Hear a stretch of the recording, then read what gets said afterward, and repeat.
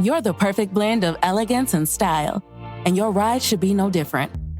The 2024 Hyundai Sonata Hybrid meets all your needs, from business to brunch and everywhere in between. With head-turning details like a sleek front end, plus stylish interior and an available 12.3-inch digital instrument cluster and seamless tech integration. Okay, Hyundai. Visit HyundaiUSA.com to learn more about the new 2024 Hyundai Sonata Hybrid. At T-Mobile, our critical mission is providing unparalleled 5G coverage for when connectivity is mission critical. Introducing T-Priority, America's best 5G network experience for first responders, even in times of congestion. More capacity, faster speeds, better coverage. T-Priority from T-Mobile, built for tomorrow's emergencies, ready today. Discover more at t-priority.com. For qualifying organizations on eligible rate plans, coverage not available in some areas and may be impacted by emergencies. We off? 30 seconds of carefree bliss. Oof, like wind in your hair carefree. Oh, like using Clorox Disinfecting All-Purpose Cleaner in the home carefree. Yes! Like dog slobbing on the coffee table and cleaning it with Clorox Carefree. He's on a roll now. Spit toothpaste on the faucet. You got it. You got it. Peanut butter on the light switch. Oh, spritz, spritz. Spritz, spritz. Clorox, man. Clean feels good. Okay, we're back. Use as directed. Love, exciting and new. Hello, Hannah Waddingham here. Have you seen the fabulous new Sun Princess? World-class entertainment, exceptional dining, and the greatest pizza ever. It's a Don't miss our Come Aboard sale with up to 40% off and free room upgrades. Visit princess.com or call your travel advisor to book. Princess Cruises. Terms and restrictions apply. Offer ends 2/28/25. Ships at Bermudan and British Registry. This episode is brought to you by Coffee Mate. After watching this season of the HBO's original series, The White Lotus, this is the tropical getaway I needed. One more pina colada, please. Hey, you're not on mute. Oh, I thought I was in paradise. Turns out it was my Coffee Mate. Coffee Mate pina colada and Thai iced coffee flavored creamers. Inspired by the newest season of HBO's original series, The White Lotus. For the love of coffee. Try now.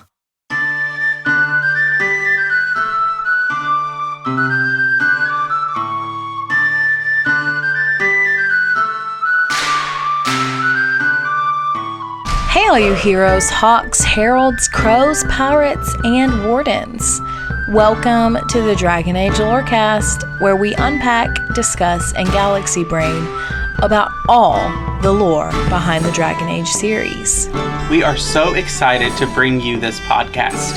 Every episode, we'll be talking about a different topic in the Dragon Age universe, from character deep dives to exalted marches and elven gods. We will cover it all. There will be spoilers.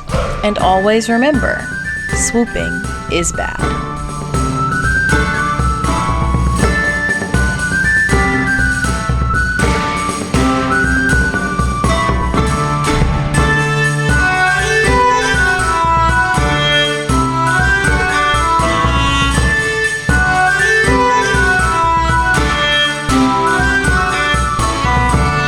Hello and welcome to the Dragon Age Lorecast, where we talk about Dragon Age and its lore. I'm one of your hosts, Austin, also known as Teacup, and I am joined by my other host. That's me, Shelby or She-Cup. I almost interrupted you. Well, probably deserve it. Anyway. I thought you were going to say, wouldn't it be the first time, which is also true. No, it's not fair for me to complain about people interrupting me. Anyway, so yeah, we're here for our monthly patron chat. So I'm going to let our patrons introduce themselves. I'm just going to go in the order that is my screen. So we have CW Rogers. Hi, my name is Charles. You'll know me in the Discord as CW Rogers 6. LVCC 13. Hello, everyone. It's Lizzie or LVCC 13. Mm-hmm. And the Capricorn Tower. That's me, Capricorn Tower, or Nick. Mm-hmm. And then the Crimson Knight. Hello, I'm Stephen, or the Crimson Knight. And then last, Jay or Ambrosian. Yep, so I am Jay, or on the Discord, I go by Ambrosian. All right. Yeah, so thank you all for being here. We're here for our topic, which has been now it's been 4 months since, almost 4 months at the end of this month, since the release of Dragon Age, the Veilguard. And we're here to talk about everything involving the Veilguard, pros, cons, reactions, all kinds of stuff like that. So this is your moment. If you're listening to this and the title of this episode was not clue enough for you, there will be spoilers for Dragon Age, the Veilguard. This is not spoiler safe. All right. So I think we're ready to get started. So I'll turn it over to Shelby. I don't know why you're turning it over to me, but I was just going to say every single episode in this season 9 that we've been doing has been chock full of spoilers. So if you haven't gotten the picture by this point, like 10 episodes in, I don't actually know how many episodes are on. I am worried for your listening skills. So that's all I was going to say. As someone who works in communications, no. People don't read. Yeah. People don't listen. I mean, yes. Also, this is a podcast. So, why would you listen to something you're not listening to? You know what I mean? Anyway, who wants to go first? I was going to jokingly say that the first con is that it's the Veilguard and not just Veilguard. But that's kind of a dead horse. That's, No, you're right. That's why I refuse to acknowledge the. Austin likes to extremely acknowledge the. That's why he always says Dragon Age, the Veilguard. But in the server and stuff, it's just DAV. Most people, I think, do the DATV acronym, but I'm like, no, that's stupid. It's DAV to me. Right. But I kind of am sad that DATV didn't take off as the acronym because Dragon Age Taylor's version is pretty hilarious. No, DATV did take off. That's what all I see on Blue Sky, at least. I don't know about the other socials that I don't use anymore. But if it had been Taylor's version, I think that it would have been a little bit more expanded, given the Tortured Poets department in the anthology. We would have had more stuff with that. That is fair. Well, I mean, that's kind of just not to get too into this analogy, but all of the Taylor's version re-releases have expanded all the albums. That's kind of the whole point. So, yeah, we just need to stop that comparison. That's a different podcast. I personally would love to see a Taylor's version of this where it's also not being governed by corporate overlords who may or may not be horrible pieces of shit. Yeah, fair. I don't like EA very much. That's going to be a theme as we go through this. I'm going to try to keep it under control, but it may come out occasionally just because I really hate Andrew Wilson, specifically in the context of the Veilguard. And I promised I'd keep it under control. I do believe you're going to be in good company here. So. Mm-hmm. But yes, I also just want to frame this time because my emotional state regarding the Veilguard is framed by the release of something else that came on the exact same day as the Veilguard, which is the Ithaca saga of Epic the Musical, which also emotionally wrecked everyone. And so Austin was not okay. Just letting everyone know. That was one major con to the Veilguard, actually, that we should maybe discuss, and it continues the unfortunate tradition from Inquisition. I don't know why the fucking series dropped this, but it's a shame, and frankly, a crime. There's no puppy in this one. I know! Yeah. Real. Yeah. But we did get There a is a son. There is a son who you can pet, and you can pet the dogs He's and my the child. cats. You can pet the dogs and cats in Veilguard, which is good, but you can't have your own puppy, which is, I think, frankly, a crime. You just need to romance Davrin. True. Also, you can, by marriage, get a dog in Trespasser if you marry That's Cullen. what I did. So there's that true. tangentially. It's a stretch, I admit. That doesn't count because they added that in Trespasser because the internet rioted that we didn't get a dog. Yeah, that's probably fair. That's how we got horses for Inquisition also. So You mean the horses they lied about the speed of? Yeah. Yeah, I think I just wanted the giant nug. I do think, to be fair, a lot of times the things that the internet riots about are probably not always good things. So, it's just in a constant state of riot. All right, I have to live in the Star Wars fandom and the Dragon Age fandom, and I'm slowly losing my hair in the front.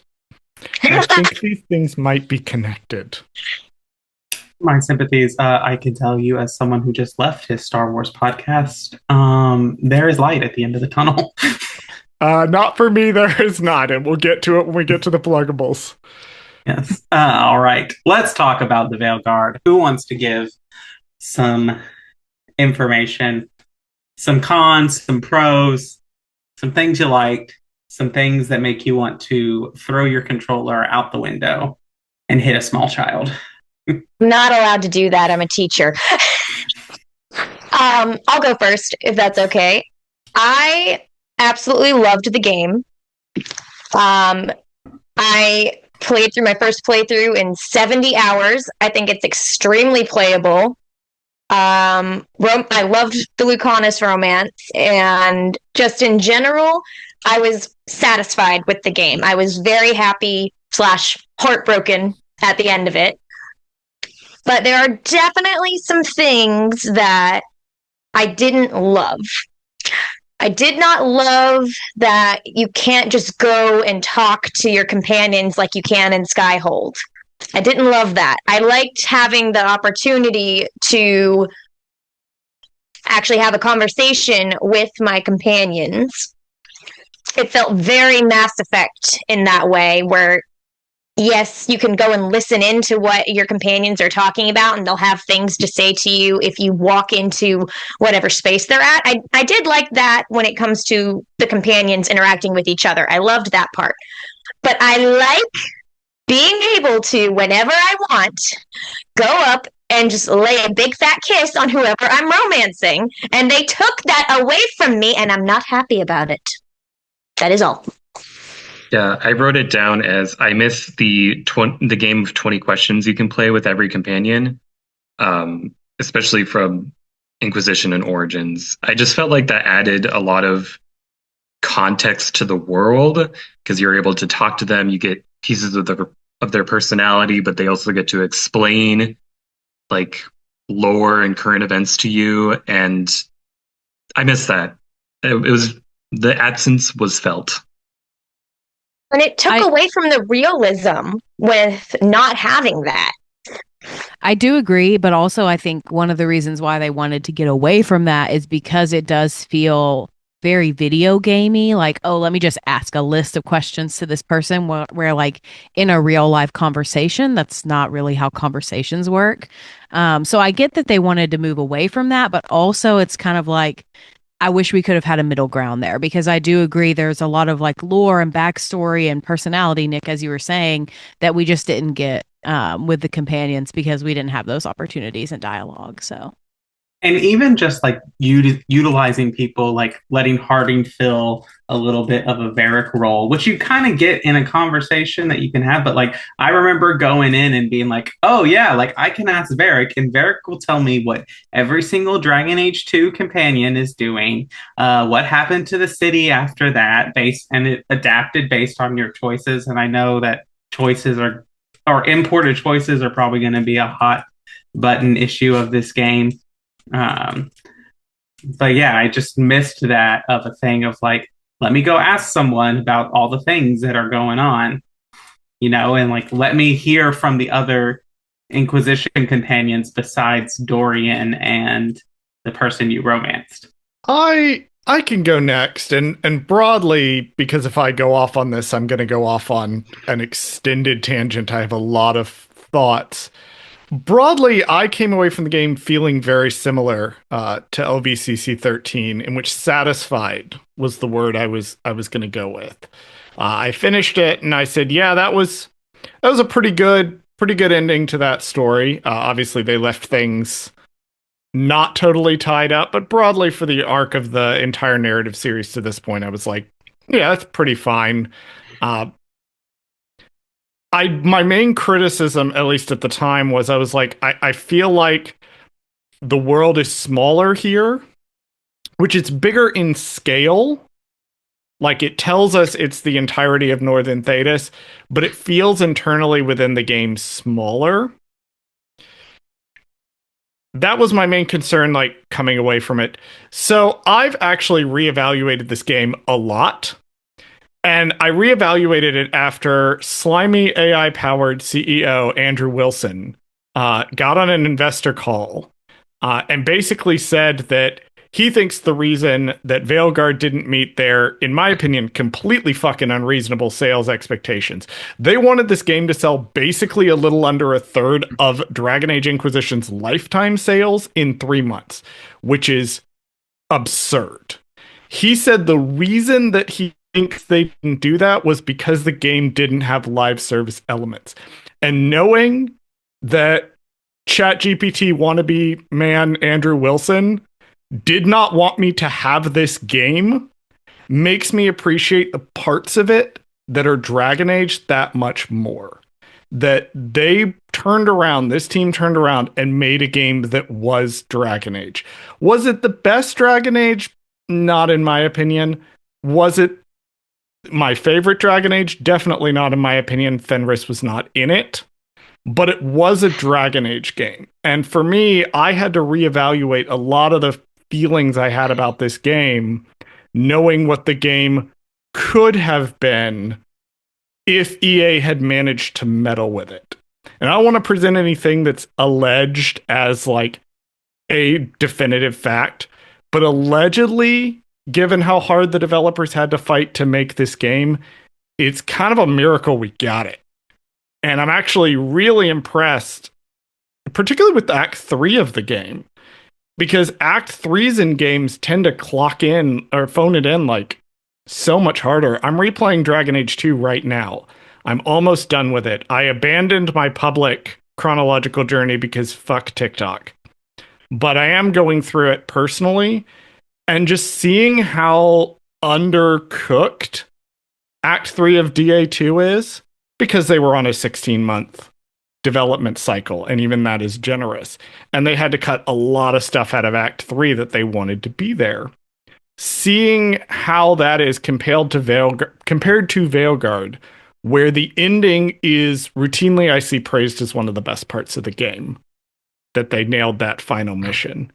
So that was a long and tangenty way of saying I really liked the game. I had some issues with it, but broadly, I'm pretty happy with it, and I'm also enjoying replaying it a lot. It has a surprising amount of replayability for how many choices you think aren't that major in the game, which I was kind of shocked by.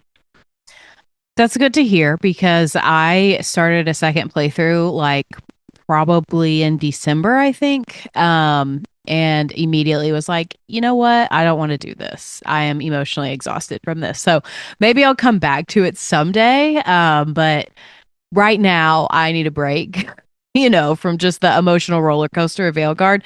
But I did want to go back to something that you said that I found interesting, Charles, which is that you said something to the effect of like, it's a miracle that this game is as good as it is, going through the hell development cycle that it went through. And I also want to add on to that with one of my praises of the game, which is that not only that it, it does have a good story, it is a complete story. It has interesting characters. Whether or not they're your favorite characters is a different question.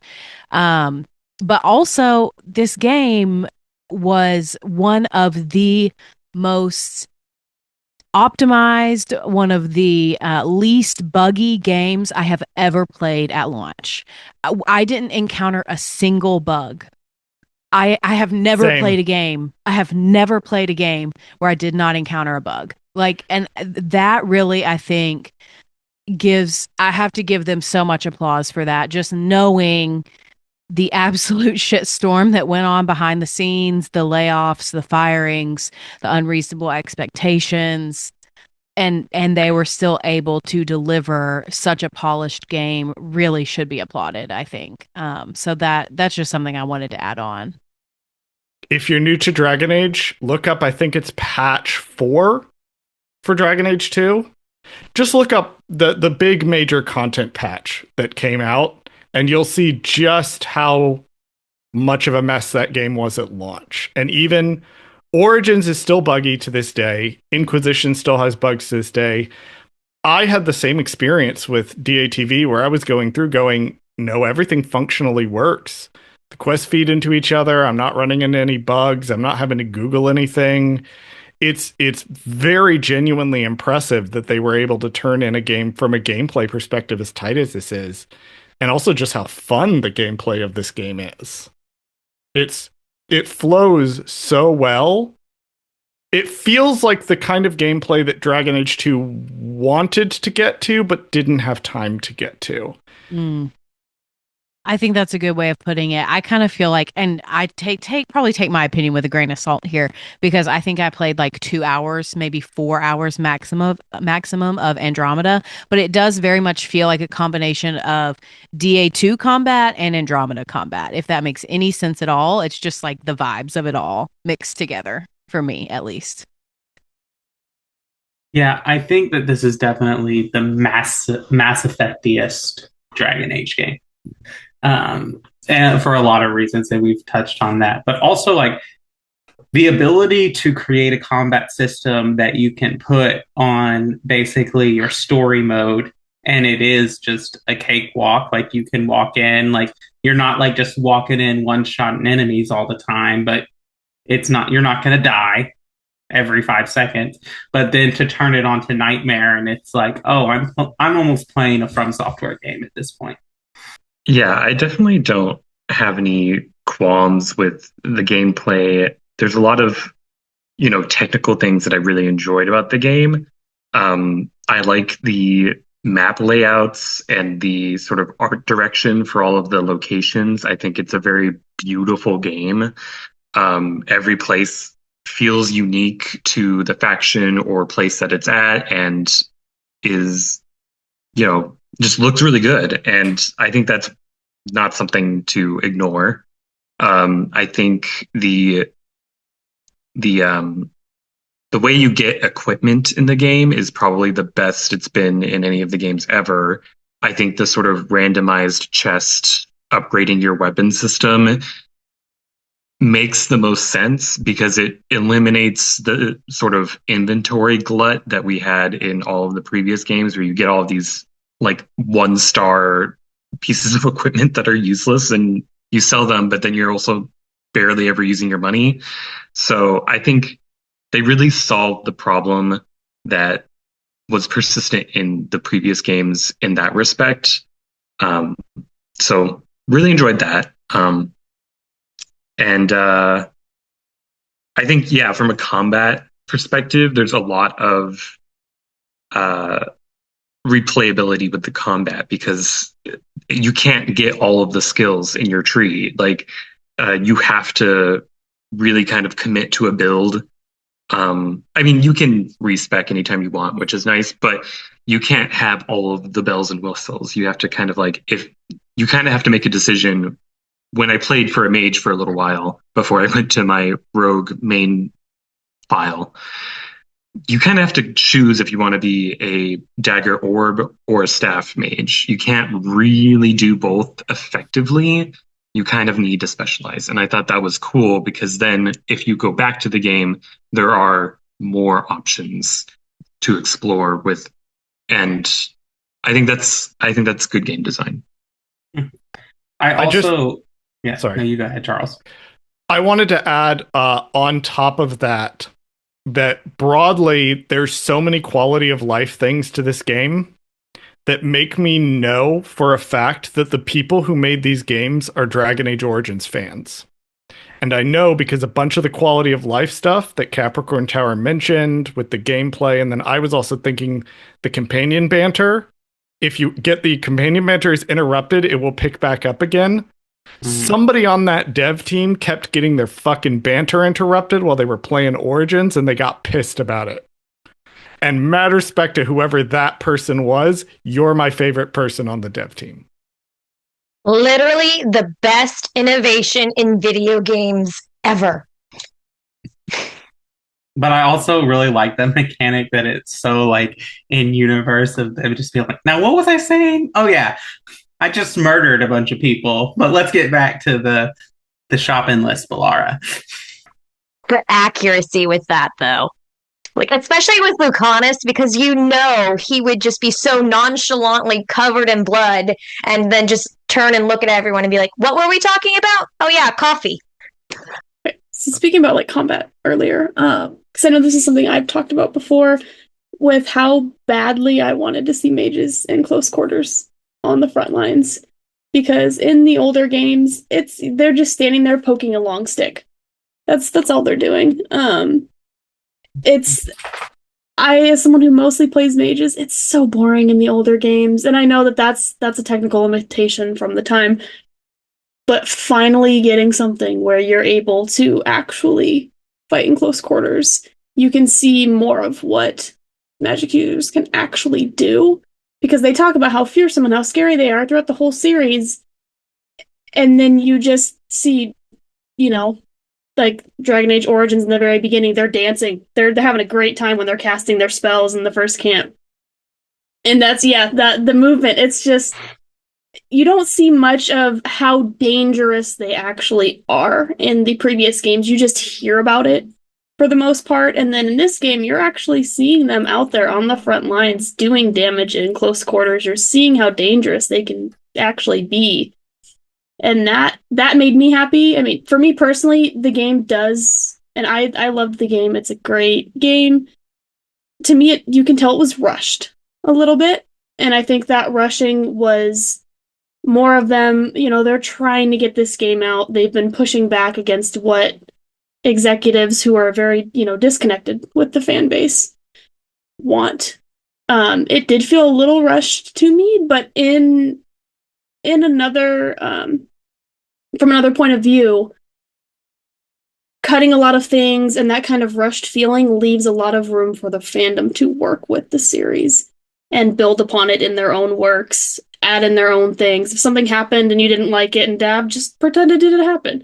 I'm sure someone wrote something that omits whatever happened that you didn't like. But they did give fans a lot of room to work with the lore that they added and made canon, which I really, really appreciated. I loved the expansion on the Elven history that they added, especially with Solus.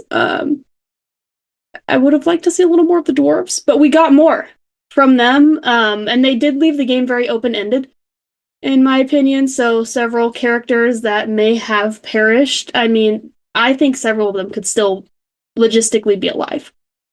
And I like that they left that open because they did leave it to where they could possibly make another game. Realistically, I don't think we're getting another game from BioWare, even Mass Effect.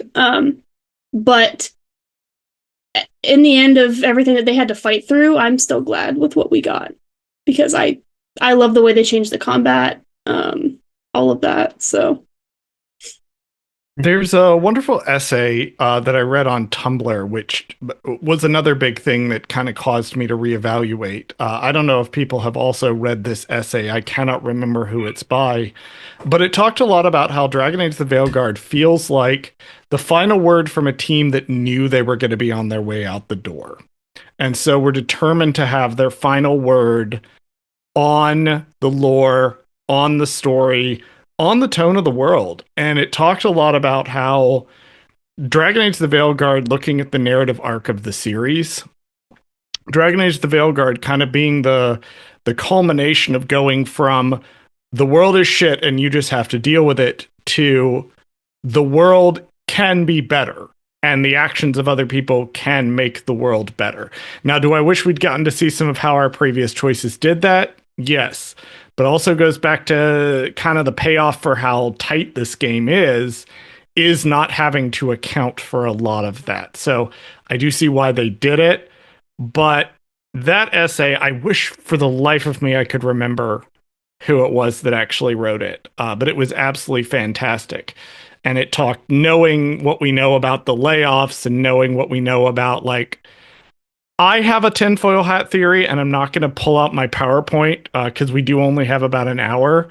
But I texted my friend Ollie and I was like, hey, I have a theory that EA has been planning to downsize BioWare since Andromeda.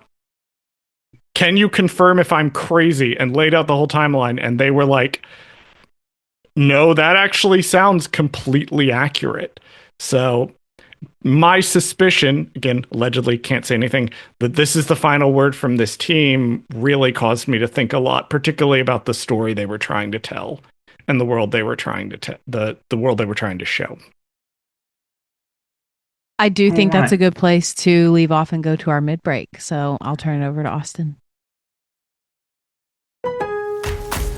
Lowe's knows that free is just better. That's why MyLowe's Rewards is free to join. As a member, you earn points towards MyLowe's money on eligible purchases, get exclusive free gifts, and earn free shipping at Silver Key status, all on top of weekly member-only deals. Don't wait. Join MyLowe's Rewards for free today and start saving more.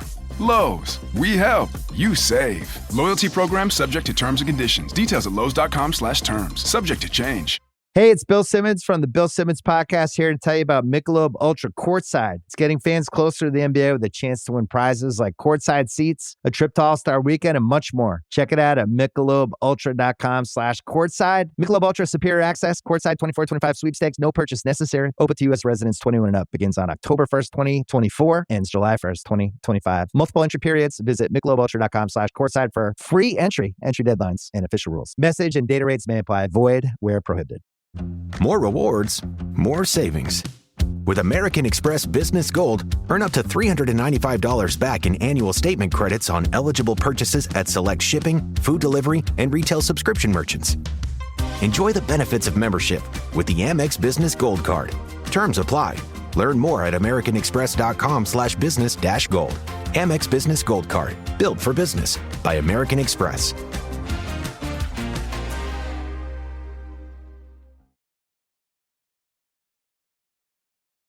I went to Kirkwall once. Yeah? Bit of a shithole. Yeah. Well, tell me, have you ever licked a lamppost in winter? What do you think Rook's like in person? Do you think they smell nice? What is wrong with you? And have you forgotten which side you're on? No. I mean, think about if we could turn them. Riding beside Rook at the head of Devinter's vast armies. I could stab them for you, on the house. All right, welcome to the middle of the show where we take time to thank our patrons. Thank you to all of our patrons, like the ones we have here, and all those who support us. We greatly appreciate all that you do for us. If you'd like to join us on Patreon, you can do that at patreon.com/DALorecast.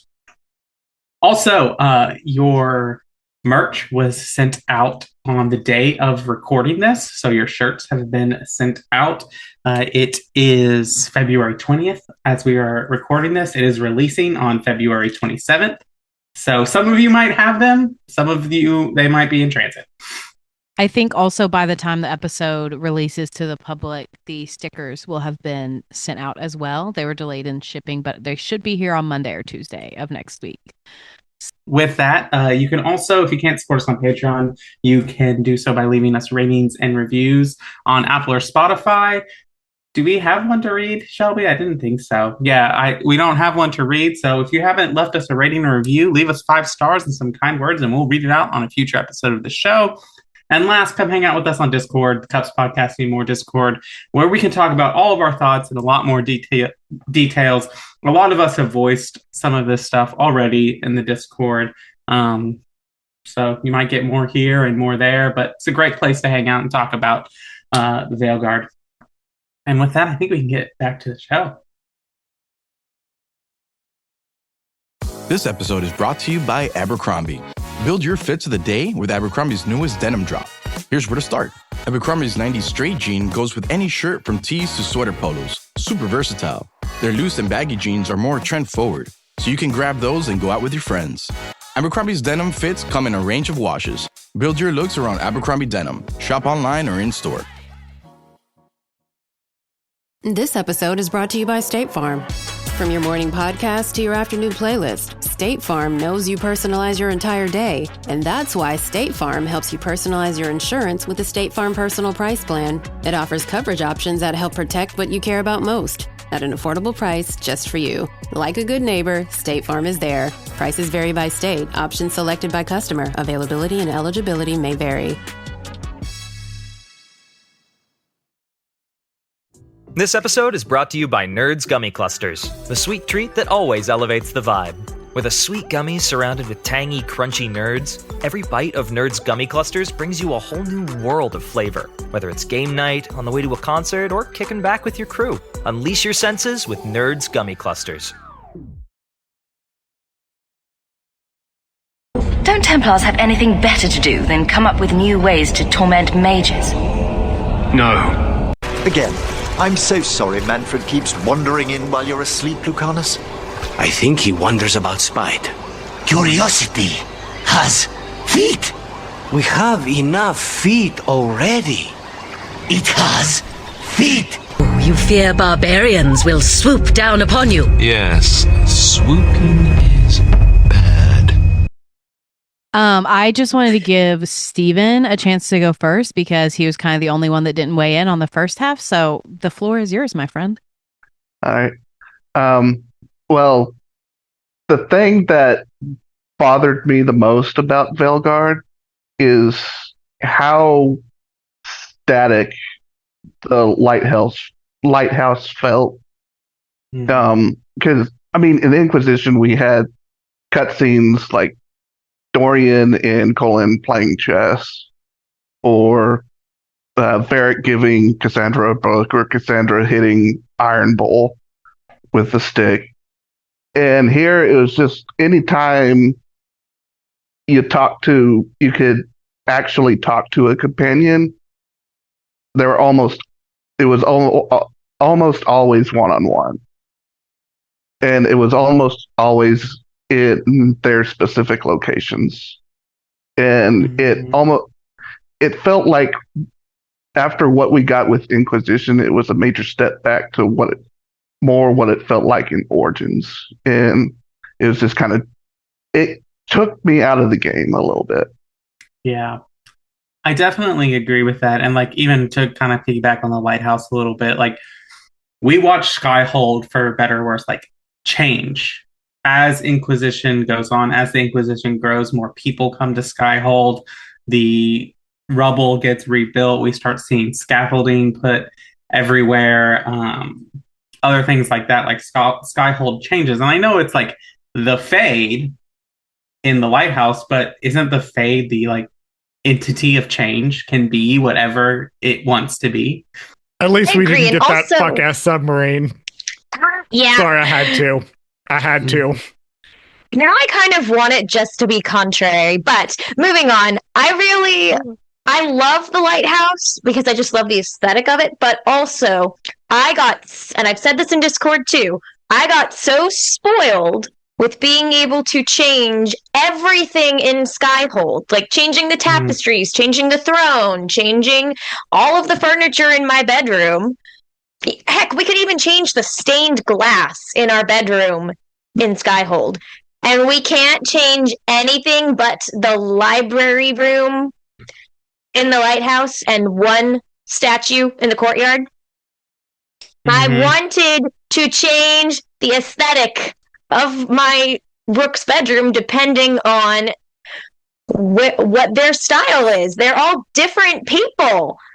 A Shadow Dragon Rook is not going to have the same crap that a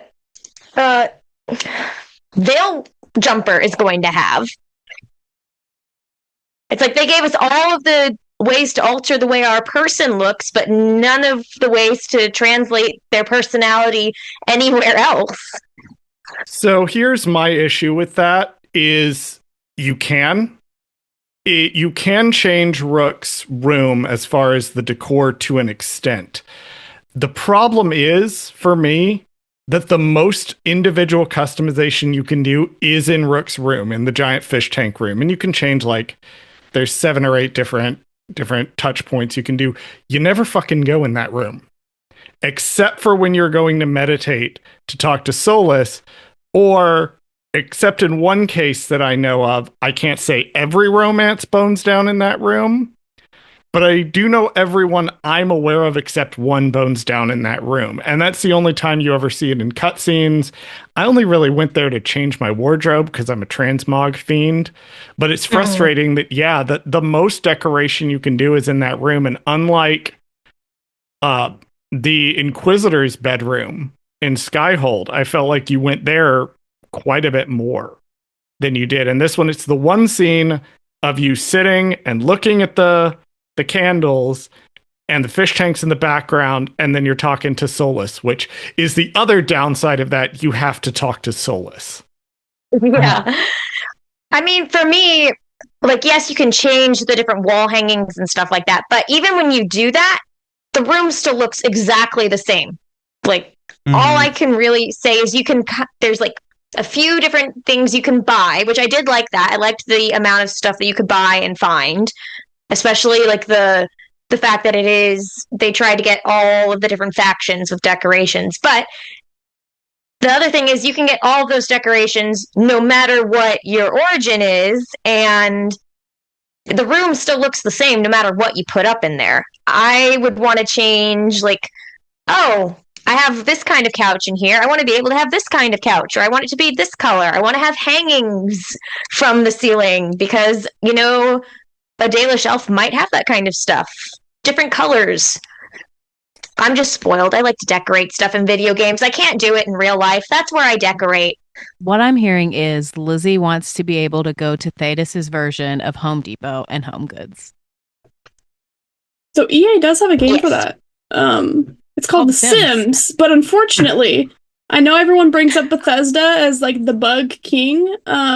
They must not play The Sims because every expansion is broken when it comes out. But anyways, we're not talking about The Sims. I'd like to know what the bed situation in Rook's room is. A hot mess. No pillows, no blankets. It's just a very hard-looking couch, basically. Now we know why they're Solus telling us was so Rook upset. doesn't sleep. Yeah, well, now we know why Solus is the way he is. Yeah, that's what he's sleeping on. I mean, I'm very upset that Zevran not in the series. I am heavily biased. That is my favorite character, but they had the perfect layup to put him in there, and they didn't. There's several characters that had perfect opportunities to be put in there. I think they did well with Dorian. They could have put him in there a little more. But he was tied in a way that kind of made sense.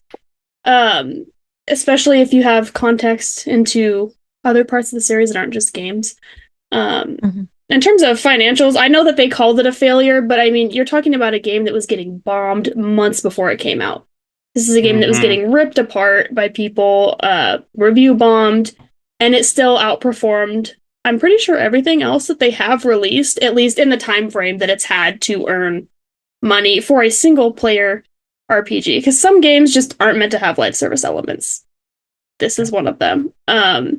I think EA, did you hear that? Some games are not meant to have live service elements. The people have spoken. Some aren't. Not to be the annoying finance guy. However, I will hasten to point out that a lot of people point to the Veilguard underperformed article in terms of the Veilguard underperformed. And nobody wants to talk about the fact that EA's bullshit sports game, I don't even know and I don't even care, also underperformed. Are you talking about college football? Much to think about. I don't know. Whatever bullshit sports thing EA is putting out now. It's college football 25. And we talked about this on the Mass Effect Lorecast when we were on that. But also, EA lost the access to FIFA in 2023. So like this is 2024, the year Veilguard came out, was the first year that they didn't have that revenue. So of course, their significant decrease in earnings.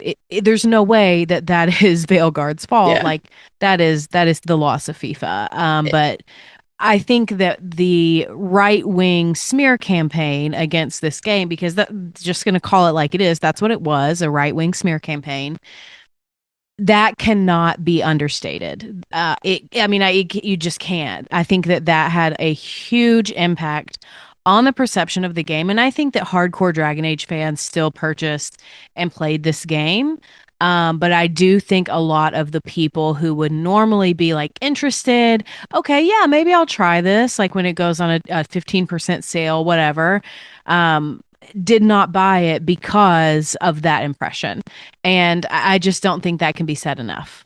Yeah, it's done really well. And I mean, the one thing I really like that you can do with the companions is they all have the individualized armor and different little trinkets that they can get that you can upgrade. And I like that each, upgraded armor that they can get is different, but it fits that character. And it makes sense. Some of them are a little funky. I know there's feelings about Davrin's, but at the end of the day, if you were to look at them, you can kind of tell who that armor would go for if it wasn't actually attached to the person, because it has elements that bring in whatever background they came from. And I do like how they tied that in there. Yeah. I really loved that. Especially because I think they took that from Dragon Age 2 and improved on it massively. Because like in Dragon Age 2, I think you can only upgrade people's armor like twice in the entire game. Something like that. Or I just could never find it anywhere, which is entirely possible. But I loved especially Nev's different armor because I love her hat collection. Her fascinator collection is what we should call it. I'm sorry, Lizzie. I cannot disagree with you vehemently enough. There is one of those hats that is literally a placemat on her head, and I just cannot handle that. I love the placemat. The Tevinter fashion is stupid. That's what we're supposed to get. Like the whole, even if you're not in the top 1% into Tevinter, that you can still have the ridiculous armor. And also, it's a Dragon Age game. It's mage hats. Those are the best freaking mage hats we've ever gotten. It is not what you wear; it's how much you slay while you're wearing it. Well, she was not slaying the Charger. I'm sorry. Anyway. It fits their character, though. You have elements in each outfit that fit each character that they are representing. So the hats are one of hers. She gives no shits what people think, so she wears whatever she wants. Kind of moving away from clothing. But for me, like most of the story of the Veilguard is probably really, really good. There are some things that I feel like they answered or addressed every question almost that had been brought up from Inquisition and even from the external media that rose up with like the Griffins and Cal Shirok and everything else. Like we get a resolution to Solus. We even get a follow-up a little bit on the Descent DLC, which I didn't even think we were going to get at all. And so I'm really satisfied with that. There are some choices that I don't like. There are some answers to those questions that I don't like. But the truth is that BioWare answered all of them. And I think that with one of the companions, I think across the board is what I see with people who are not taking bad faith arguments against this game. The companions of this game, I think, are its major lacking. Not their personalities, in my opinion, but there's just lack of content surrounding companions, especially for one that claimed to have changed their name so that they could focus on the companions. And that really gets me into a lot of point about the development of this. I think that the team, specifically the veterans on the team, like the Weeks, like Mary Kirby, even like John Epler, all these people, they wanted to make the Dragon Age Dreadwolf. And EA told them that they had to make a game that could cater to new players and not only cater to the longtime players. And then they shifted. But they still wanted to make Dragon Age Dreadwolf. And so I feel like the Veilguard in and of itself is trying to be two games. It's trying to be the end of everything that started in Dragon Age 2, really, and Dragon Age Origins, and be a reset of the series to follow up with that. And I think that the reason that is because Andromeda was such a like, let's tell a different and new story. And the Mass Effect fandom was like, yeah, but what about Shepard? And I'm one of those fans that was like, hey, yeah, but what about Shepard? And so I feel like with that, I feel like our companions originally were going to be different. I think that some of them would have been in there. I think that we do see a lot of movement in the short stories and like inclusion of them from the short stories. But I think originally our companions were going to be different and have more crossover. But then EA came down and said, no, we need this game to cater to new people, and you can't just have a bunch of companions that are callbacks to this. I wish to God they'd never released that art book, because it's empowered a whole lot of ridiculous nonsense on the internet. One of the things about the art book, though, is it is kind of fascinating to chart the development of the game, because there are definitely some companions who like feel newer, but there's also some companions that like they had been developing as far back as Joplin. I think Emmerich was one of the ones that was developed as far back as Joplin. Don't quote me on that. But I do know we know some of how it developed. My issue with the companions was actually, I didn't think they tied into the main story well enough. That we had the main plot and their kind of reaction to it, and these two things were fine individually, but over the course of all of the DA games, you've always had at least some companions that are part of the quote-unquote main story. Cassandra, Anders, Alistair, Morrigan in the original game, at least some of them. And it didn't really feel like any of the companions tied in super directly beyond their expertise, like having personal stake in the story. That was where the disconnect kind of came in for me. I think the only two partial exceptions to that would be Nev and Lucanus, because their cities are the ones getting attacked by the dragons. And I say partial because if you take both of them out, because, like, say, for whatever reason, you can't go rescue Lucanus from the ossuary. Say, Varric never hired Nev at the very beginning of the game to help you track all this stuff down. It wouldn't matter if they were there or not with Rook, other than trying to convince them to go to whichever city. So I would say they're partially affected because those are their cities, and that affects how they treat your Rook for the rest of the game. But it's still, I get your point where it still feels very disconnected. It almost doesn't matter that those are their cities. Yeah. Speaking of, go ahead. Okay. Yeah, this does tie into something that, which might be my biggest problem with the game, is that I feel the same way about that as I feel about Rook. I don't like Rook. I don't think they're an interesting player character. They're my least favorite out of all of the games. Their dialogue, I don't think is super interesting. And I just, the entire time I was like, why am I here? Like, why is Rook the one making these decisions? Like, I feel like it was never established strong enough why he was taking over for Varric. And yeah, that was kind of my problem. And I think that kind of player character could work if the companions all had very strong personalities. I think you could make the argument that Tab is very not complex in BG3, but all of the companions make the game. But the companions were also kind of underwritten. So I think Rook and the companions just don't jive well. But I'll let Jay go next. I'm going to drag us back to Nev really quick, because I tend to, and even now I'm still finding new things in the game. I like to pay attention to random little details. I think the inclusivity in this game was great. You can add certain scars, you can add other things in the game, which a lot of people didn't like, and they decided to bomb the game for it. But little details like companions with prosthetics. I'm a social worker. I work with people with disabilities.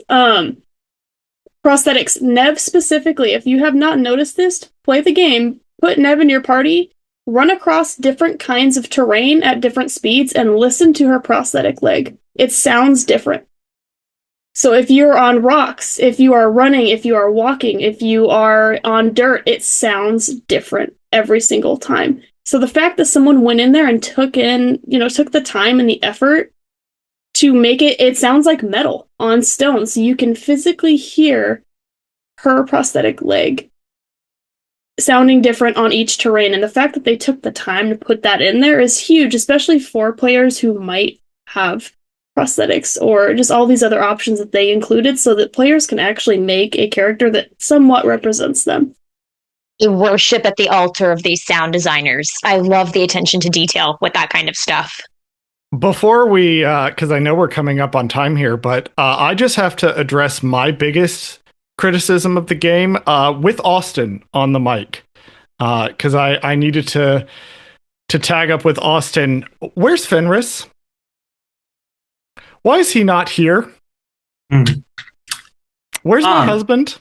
Yes, I'm going to weigh in on this because, one, I'm glad that Fenris isn't on there. I think the excuse someone gave, I think it was David Gator talking about the difficulty of animating Fenris's tattoos or coding that into the game. Y'all can do whatever you want. Like, I've seen modders with no budgets do things. Like, let's be real. Let's be serious here. So, I don't accept that excuse. Second, this is a major lacking point. And I think this is a big point. The exclusion of the Chantry and the exclusion of Tevinter slavery shrink the Dragon Age world for me. And I understand that there's a lot of sensitivity around slavery in Tevinter. And honestly, I would, if given the choice, I would rather them not do it than do it poorly. And so I'll think that, but it is the fact that we get mention of it in the Shadow Dragons, but the Shadow Dragons' whole existence is to free slaves. Like, why is slavery not a more central thing in the Minrathous storylines? And then the fact that Fenris at one point doesn't team up with the Shadow Dragons, which I think it makes sense because a lot of the Shadow Dragons are mages, which Fenris is still, even in the comics, is still like, I don't want to work with magisters. I think it'd be really interesting to have him as a vote, not to write a bunch of fan fiction in my head, to have him as a counterbalance to the Shadow Dragons that can critique them in a way that they don't really get critiqued within the context of the Tevinter narrative in the way that the Crows get critiqued in the Treviso narrative. Because you can make the argument that I kind of agree with, that the Crows kind of set Treviso up to fail by not having a standing army. And I do think, not just because he's the love of my life and I love him, but also for Fenris to say, like, why are we still putting more magisters in charge? This was the problem. That could have been a really interesting dynamic to the character, I feel like. Yeah. But I think we really need to wrap up and do our plugs, because we do have another patron chat to get to. So let's go ahead and everyone can go around and plug what you got. Let people know where you find you. We're going to go backwards. So we'll start with Ambrogen. Ooh, just waiting for me to unmute myself. Yeah, I am Jay or Ambrosion. I'm mostly just on the Discord for now, and when I have other things, of course, I'll plug them. The Crimson Knight. I am Steven or the Crimson Knight on Discord. Capricorn Tower. I'm Capricorn Tower on Discord. LVCC13. I am LVCC13 or Lizzie, and you can find my voice in the Avengers audio drama on all the podcatchers. And I played the Wasp or Janet Van Dyne. And we just dropped a new episode, I think, 2 weekends ago, and it's excellent. Definitely take a listen. And then last but not least, CW Rogers. As mentioned at the top of the episode, I'm Charles. You can find me on every social media platform worth having and a few that aren't as at CW Rogers 6. You can hear me on my 2 Star Wars podcasts, Gold Squadron Gaze and For Light and Dice. You can also find me doing about a half a dozen things, including a Star Wars convention and writing queer books. Just go to my social media. Again, it's at CW Rogers 6 on basically every platform, and you can see all the way too fucking much that I do. All right. Well, thank you all for being here. Just a couple shout outs. Thank you to our first patrons, Genesis and Lisa M. Also, a double thank you because I forgot to thank him in the bid break.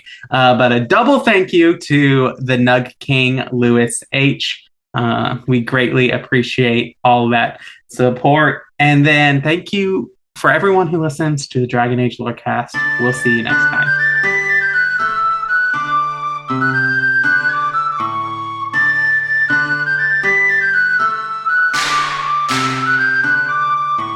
Thanks for listening to the Dragon Age Lorecast. You can find us on Twitter at DALorecast. If you have any lore questions, topics to unpack, or side character suggestions, join our Cups Podcasting and More Discord server. It's easily the best place on the internet. You can also support us financially through our Patreon. You can find us there on patreon.com/DragonAgeLorecast. The Dragon Age Lorecast is part of the Robots Radio Network. For more information about the Robots Radio Network, join the Discord server via the link in our episode description. If you enjoyed the show or learned something new today, please subscribe, leave us a review, and join the Patreon. And if you enjoyed our intro and outro music, give a big thank you to Pipeman Studios. Thank you, Pipeman. Thanks again for listening to the Dragon Age Lorecast. We'll see you next time.